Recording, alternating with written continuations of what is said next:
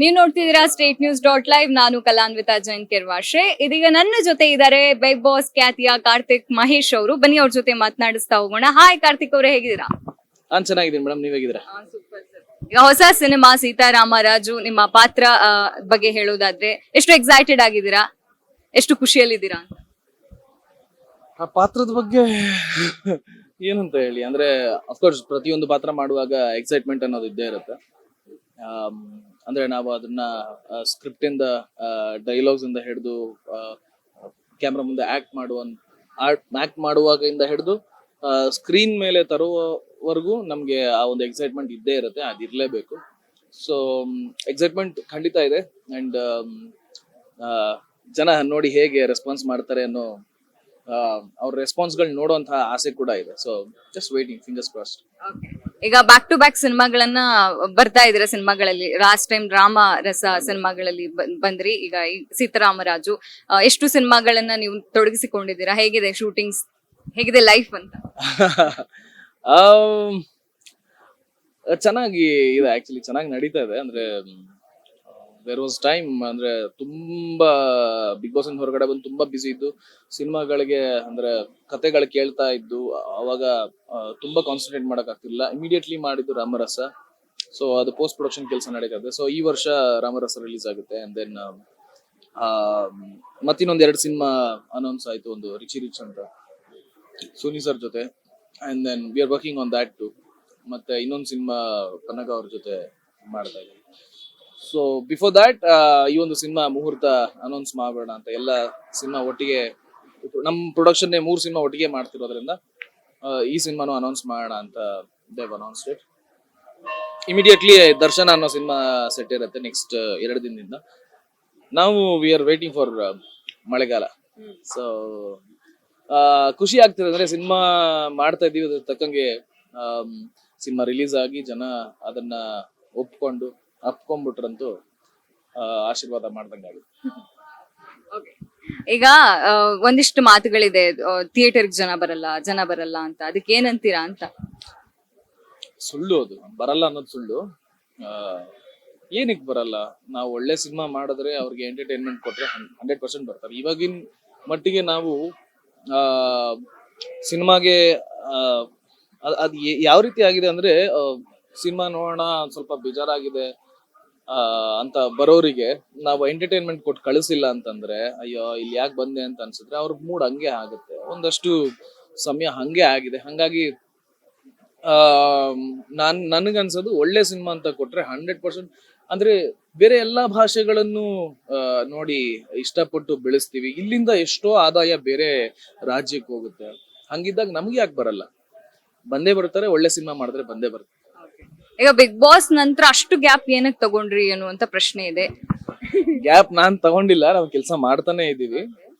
And ಅದೇ cinema, ನಿಮ್ಗೆ ಗೊತ್ತಲ್ಲ, ಸಿನಿಮಾ ಕೆಲಸ ಸೆಟ್ಟೇರದಿಂದ ಹಿಡಿದು ಅದು ಶೂಟಿಂಗ್ ಇಂದ ಹಿಡಿದು ಪೋಸ್ಟ್ ಪ್ರೊಡಕ್ಷನ್ ಕೆಲಸ, VFX ಎಲ್ಲ ಇರುವಾಗ ತುಂಬಾ ಸಮಯ ತಗೊಳುತ್ತೆ. ಅದಾದ ನಂತರ ಬೇರೆ ಸಿನಿಮಾ ಮೇಲೂ ವರ್ಕ್ ಮಾಡ್ತಾ ಇದೀವಿ. ಸೊ ಫಿಂಗರ್ಸ್ ಕ್ರಾಸ್ ಅಷ್ಟೇ. ಈಗ ಯಾವ್ದು ನನ್ನ ಕೆಲಸಗಳನ್ನ ನಾನು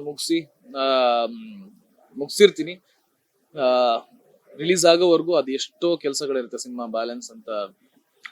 ನಾನು ಆಕ್ಚುಲಿ ತುಂಬಾ ಇವಾಗ ಸಿನಿಮಾ ಪ್ರೊಸೀಜರ್ ಎಲ್ಲ ಇವಾಗ ಕಲಿತಾ ಇದ್ದೀನಿ. ಯಾಕಂತಂದ್ರೆ ತುಂಬಾ ಇನ್ವಾಲ್ವ್ಮೆಂಟ್ ಇವಾಗ ಕೊಡ್ತಾ ಇರೋದು. ಸೊ ಇಷ್ಟೆಲ್ಲ ಕೆಲಸ ಇರುವಾಗ ಸಿನಿಮಾ ತಗೊಳ್ಳೋದು 100% ಟೈಮ್ ತಗೊಳುತ್ತೆ. ಬಟ್ ಬಂದಾಗ ಬ್ಯಾಂಗ್ ಆಗುತ್ತೆ. ಓಕೆ, ಕಿರುತೆರೆಯಿಂದ ಹಿರಿತೆರೆಗೆ ಹೋಗಿರುವಂತ ನಟ ನೀವು. ಎಷ್ಟು ಚಾಲೆಂಜಸ್ ಇತ್ತು? ಆ ಚಾಲೆಂಜಸ್ ಗಳನ್ನ ಹೇಗ್ ಫೇಸ್ ಮಾಡಿದ್ರಿ ಅಂತ? ಚಾಲೆಂಜಸ್ ಅಫ್ಕೋರ್ಸ್ ಇದ್ದೇ ಇರುತ್ತೆ, ಎಲ್ಲಾ ಕಡೆನೂ ಇದ್ದೇ ಇರುತ್ತೆ. ತುಂಬಾ ಚಾಲೆಂಜಸ್ ಇತ್ತು.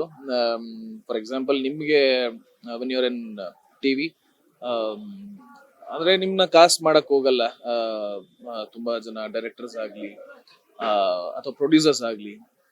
ಅಲ್ಲಿ ಒಂದು ಮಾತಿದೆ. ಯಾಕಂತಂದ್ರೆ ಏನೋ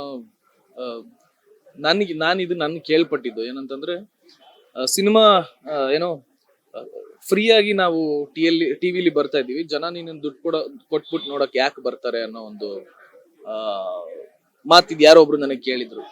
ಸೊ ಹೌದಲ್ವಾ, ಹೌದಾ ಅಂತ ನಾನು ಯೋಚನೆ ಮಾಡಿ, ಓಕೆ ಅದಾದ್ಮೇಲೆ ಒಂದು ಸ್ಮಾಲ್ ಬ್ರೇಕ್ ತಗೊಂಡು ಮತ್ತೆ ಸಿನಿಮಾ ಮೇಲೆ ಕಾನ್ಸಂಟ್ರೇಟ್ ಮಾಡೋಣ ಅಂತ ಮುಂದೆ ಬಂದಿದ್ದು. ಸೊ ಜರ್ನಿ ಮಾತ್ರ ತುಂಬಾ ಅಂದ್ರೆ ಹೆಂಗೆ ಅಂತಂದ್ರೆ ಲೈಫ್ ಕಮಿಟ್ಮೆಂಟ್ಸ್ ಇರುತ್ತೆ, ಅದ್ರ ಜೊತೆಗೆ ನಾವು ಒದ್ದಾಡ್ತಾ ಇರ್ತೀವಿ ಇಲ್ಲಿ ಒಂದಷ್ಟು ನೆಲೆ ಕಾಣ್ಕೊಳಕ್ಕೆ. ಸೊ ಇಟ್ ಟುಕ್ 10 years ನಂಗೆ ಬಿಗ್ ಬಾಸ್ ಅಂತ ಒಂದು ವೇದಿಕೆ ಸಿಗೋದಕ್ಕೆ, ಬಿಗ್ ಬಾಸ್ ಇಂದ ಹೊರಗಡೆ ಬಂದು 10 years ನನಗೆ ಆಯ್ತು. ಸೊ ಅದ್ರ ಮಧ್ಯೆ ಒಂದು ಡೊಳ್ಳು ಅಂತ ಮಾಡಿದ್ದೆ. ಸೊ ಕಮರ್ಷಿಯಲಿ ಅದು ನನಗೆ ಅದೇನು ನನ್ಗೆ ಇದ್ ಮಾಡ್ಕೊಡ್ಲಿಲ್ಲ. ಸೊ ಕಮರ್ಷಿಯಲಿ ಮಾಡ್ಬೇಕು ಅಂತ ಒಂದು ಆಗಿದ್ದು ಬಿಗ್ ಬಾಸ್ ಆದ್ಮೇಲೆ. So working on it will definitely come great ಅಂತ ನನಗನ್ಸುತ್ತೆ. ಈಗ ಕಾಂಟ್ರವರ್ಷಿಯಲ್ ಆಗೋದು, ನೆಗೆಟಿವ್ ಕಮೆಂಟ್ಗಳು ಬೀಳೋದು ಎಲ್ಲರಿಗೂ ಬೀಳುತ್ತೆ ನಟ ನಟಿಯರಿಗೆ. ಸೊ ಅದ್ರ ಬಗ್ಗೆ ನಿಮ್ಮ ಒಪಿನಿಯನ್ ಏನು ಅಂತ, ನೀವು ಹೆಂಗೆ ಅಕ್ಸೆಪ್ಟ್ ಮಾಡ್ತೀರಾ? ಅಲ್ಲ, ನಾವು ಈಗ ಗುಡ್ ಅಂಡ್ ಬ್ಯಾಡ್ ಲೈಫಲ್ಲಿ ಇದ್ದೇ ಇರುತ್ತೆ. ಹಂಗಿರುವಾಗ ಅಕ್ಸೆಪ್ಟ್ ಮಾಡ್ಕೊಂಡು ಹೋಗ್ಬೇಕು. ನಾವು ಯಾರಿಗೂ ನಾವು ಬುದ್ಧಿ ಹೇಳ್ಕೊಂಡು ಕೂತ್ಕೊಳಕ್ ಆಗಲ್ಲ. ಹಂಗಿರುವಾಗ ಮಾತಾಡೋರು ಹೆಂಗಿದ್ರು ಮಾತಾಡ್ತಾರೆ.